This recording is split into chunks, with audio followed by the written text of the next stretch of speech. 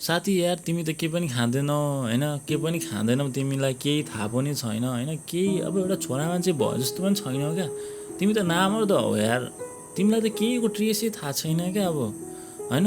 न तिमीलाई चाहिँ अब विडको ट्रेस थाहा छ, न सिगरेट खान्छौ, न भोला खान्छौ, केही खाँदैनौ क्या। लु आज खाइदेऊ नि त यार, चाख्नुपर्छ नि, छोरा मान्छे हो चाख्नुपर्छ। लु अलिकति त खाइदेऊ न यार साथी यार, खान्छौ नि होइन, थोरै खाइदेऊ क्या, थोरै खाँदा केही हुँदैन, थोरै खाइदेऊ न, अलिकति चाख क्या, अलिकति होइन मर्द जस्तो बन क्या।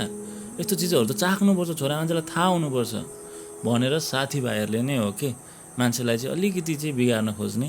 अनि अर्को कुरो चाहिँ मन पनि हो होइन, किनभने साथीभाइहरूले नै यसरी जबरजस्ती गरेकै कारणले गर्दाखेरि थोरै चाखिदिउँ नि त, अब अति नै भयो ल, कस्तो चाहिँ हुँदो रहेछ त, चाखिदिउँ नि त, के हुन्छ र, चाख्दैमा त के जान्छ र, नखाउँला नि त, यो चिज त खराबै हो नखाउँला, तर चाखिदिउँ नि त कस्तो चाहिँ हुँदो रहेछ, हामी पनि थाहा पाउँ नि त, ल नि त, ल चाखिदिउँ नि त, थोरै देऊ नि त यार, थोरै बनाइदियो नि त, म पनि चाखिदिन्छु ल होइन। लागु औषध त्यसरी चाखिदिन्छन् कि त्यो त्यो चखाइले आज चाख्यो, भोलि चाख्यो, पर्सि चाख्यो होइन, त्यत्तिकै त्यो मान्छे एकदम लागु औषधमा खुङ्कार हुँदै जान्छ र उसलाई यतिले नि पुग्दैन होइन, चाख्नलाई मात्रै पुग्दैन क्या, उसलाई उसको शरीरले, उसको होइन मेन्टल्ली भनौँ न, उसको चाहिँ अब हुन्छ नि दिमागले नै माग्न थाल्छ क्या, उसलाई चाहिँ पुरा त्यो हुन्छ नि, पुरा ह्याङ भयो जस्तो, पुरै संसार घुमाए जस्तो होइन, पुरै हुन्छ नि अब के गर्नु कसो गर्नु, म त मर्छु होला यार, म त के गर्नु, मेरो त घुँडा दुख्यो, मेरो त जिउ दुख्यो, मेरो त हात दुख्यो,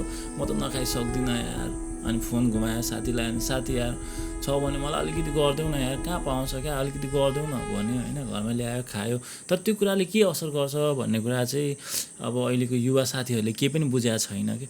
त्यो कुराले पहिलो कुरो त के हुन्छ भने तपाईँले खाँदै गरेको कुराले तपाईँको शारीरिक मानसिकता होइन, दिमागको रोग, दिमागदेखि लिएर शारीरिक सबै क्या, भनौँ न तपाईँको शरीर त बिराम भयो, तपाईँको दिमागलाई पनि घुमाइदिन्छ क्या। तपाईँ बिस्तारै बिस्तारै बिस्तारै बिस्तारै त्यही कुराले गर्दाखेरि तपाईँको ज्यान पनि जान सक्छ क्या। त्यसले चाहिँ तपाईँको त्यो आफ्नो मात्रै नभएर तपाईँको चाहिँ घर परिवारदेखि लिएर तपाईँको चाहिँ इष्टमित्र साथीभाइ सबैसँग नराम्रो बनाइदिन्छ क्या। कसरी बनाइदिन्छ भने तपाईँको भइरहेको सम्बन्ध होइन, घरमा तपाईँ खाएर आउनुहुन्छ होइन, अनि तपाईँसँग अब पैसा हुइन्जेल त खानुहुन्छ, पैसा नभएपछि बुवा आमासँग माग्नुहुन्छ होला, बुवा आमासँग पैसा नभएको पनि स्थिति हुनसक्छ, बुवा आमा अलिकति आर्थिक कमजोर पनि भएको हुन सक्नुहुन्छ होइन। त्यस्तो अवस्थामा तिमीले चाहिँ अनि बुवा आमालाई जबरजस्ती माग्छौ क्या, बुवा दिनुहोस् न, आमा दिनुहोस् न होइन, हुन्छ नि अब नदिएको खण्डमा कतिजना कतिपय होइन त्यस्तै मान्छेहरूले त बाबुआमासँग झगडा गर्ने होइन, बाबुआमालाई नराम्रो के भन्ने गाली गर्ने, हात उठाउने, अनि घरमा भएको आफ्नो श्रीमतीसँग पनि राम्रो हुँदैन, उसलाई पनि कुट्ने पिट्ने होइन, पैसा माग्ने, हुँदा उसको तिल्लरीधरि डिकमा राखेर खाइदिने, आफूसँग भएको मोबाइल, आफूसँग भएको गाडी सबै डिकमा राखेर चाहिँ होइन लागु औषध खाइदिने, हुँदा अब सबैले पुग्नु छोडिसके पछाडि तपाईँको चाहिँ होइन अर्काको अब लामो हात गर्न थाल्ने, बिस्तारै लामो हात गर्दा चोरको नाम पनि आफूमै खेप्ने होइन, समाजले चोर भन्छ त्यो पनि सहने, अझै पनि होइन समाजले त्यत्रो चोर भनिसक्यो नि, अझै पनि तर त्यो लागु औषधलाई चाहिँ छोड्ने मनै हुँदैन क्या। किनभने त्यसले त बिन्दास होइन फ्रिडम बनाइरहेछ नि त, मस्ती दिइरहेछ नि त, आनन्द भइरहेछ नि त होइन, एकचोटि खानुपर्छ होइन बब्बाल आनन्द हुन्छ क्या, त्यो खालको भइरहेछ होइन।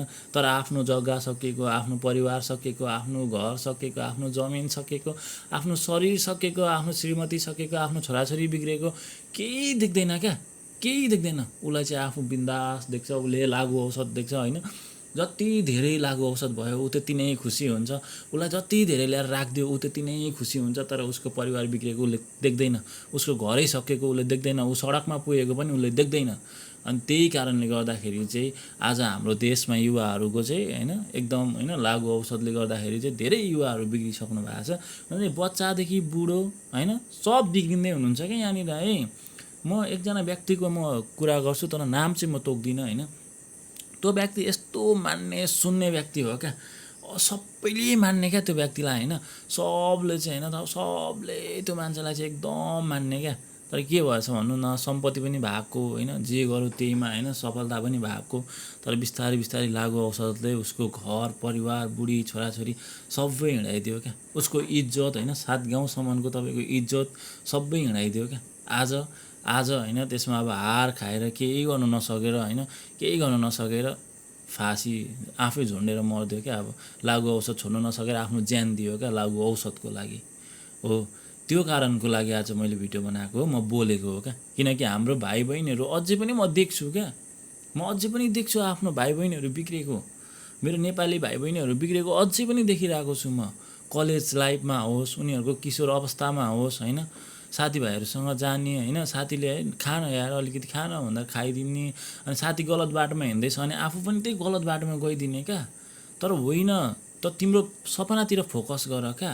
तिमी आफू आफ्नो सपनातिर फोकस गर, आफ्नो फ्यामिलीलाई कसरी खुसी राख्न सक्छौ त्योतिर फोकस गर, आफ्नो फ्यामिलीसँग मिल्यो होइन। भोलिको जिम्मेवारी तिम्रो काँधमा आउँदैछ, तिमीले एकदम होइन एकदम लिडर भएर अगाडि बढ्नुपर्ने हुन्छ होइन। गलत कुरातिर तिमी जाँदै नजाऊ क्या। यदि साथीले गलततिर लाँदैछ भने तिमीले त्यो गलत बाटो छोडेर तिमी होइन फर्किन सक्छौ क्या होइन। तिमी अहिले सुरुवातमा छौ भने पनि तिमी त्यहाँबाट निस्किन सक्छौ क्या। तिम्रो मन छ होइन, तिमीले बुझाउन सक्छौ क्या मनलाई, म त गलत पो खाइरहेको रहेछु, म त गलत बाटोमा पो जाँदै रहेछु, मैले त गलत पो गरिरहेको रहेछु त। अब मैले गलत गर्नु हुँदैन होइन, यो गलत गरेँ भने मेरो फ्यामिलीदेखि लिएर मेरो परिवार सब बिग्रिन्छ, म एकदम सुध्रिनुपर्छ भने तिमी घरभित्रै बसिरह्यो होइन। फर्स्ट स्टेजमा छौ भने तिमीले त्यो छोड्न सक्छौ क्या, तिमी त्योबाट निस्किन सक्छौ क्या। तर त्यो कुरा खाँदा खाँदै अन्तिम भयो भने नि तिम्रो पनि कि ज्यान जान्छ कि तिम्रो परिवार सकिन्छ, यो कुरा चाहिँ याद राख है।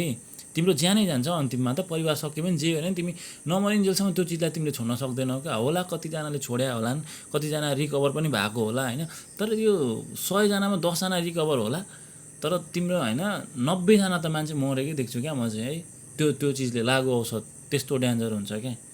किनभने त्यो छोड्न सकिन्न क्या, त्यसलाई छोड्न धेरै गाह्रो पर्छ क्या, एकदमै गाह्रो पर्छ क्या त्यो चिजलाई।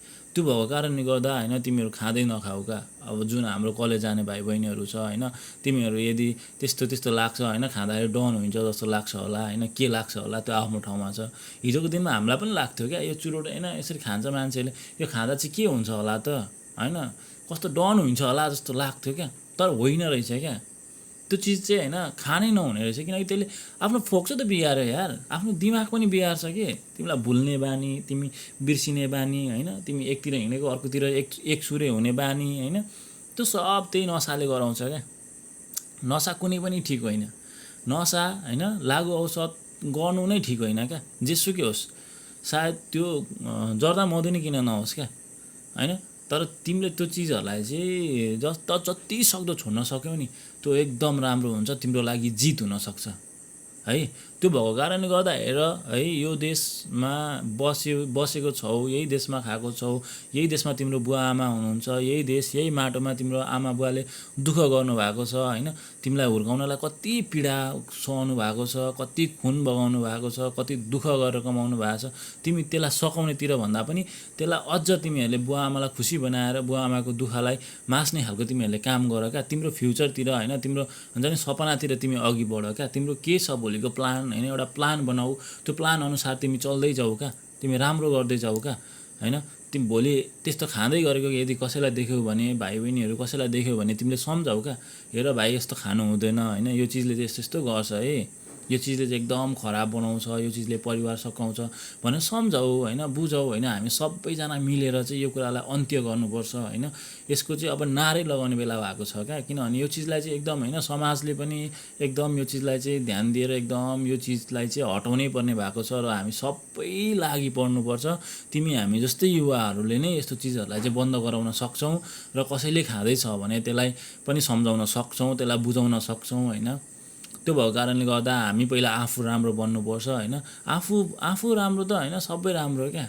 त्यो भएर आफू पहिला राम्रो बनेर अरू कसैलाई सम्झाउँछौँ, कसैलाई बुझाउन सक्यौँ। तिम्रो कारणले गर्दा भोलि एकजनाले होइन त्यस्तो लागु औषधलाई चाहिँ त्याग्ने कोसिस गर्यो, छोड्ने कोसिस गर्यो, ल छोड्न सफल भयो अरे होइन, गाह्रो हुन्छ तर पनि सफल भयो अरे, त तिमीलाई कति गर्व हुन्छ होला क्या होइन। मेरो कारणले गर्दा कोही मान्छे त सुध्रियो होइन, त्यो हुन्छ। त्यो भएको कारणले गर्दा हेर होइन, यस्तो चिजहरू नलाग है मेरो नेपाली मेरा भाइ बहिनीहरू, यस्तो चिजहरूतिर नलाग। बरु सक्छौ भने यस्तो चिजहरू खानुहुन्न भनेर चाहिँ तिमीहरूले जनचेतना फैलाउँदै हिँड है त, खानुहुन्न भनेर चाहिँ। ल नमस्कार है, जय देश जय नरेश।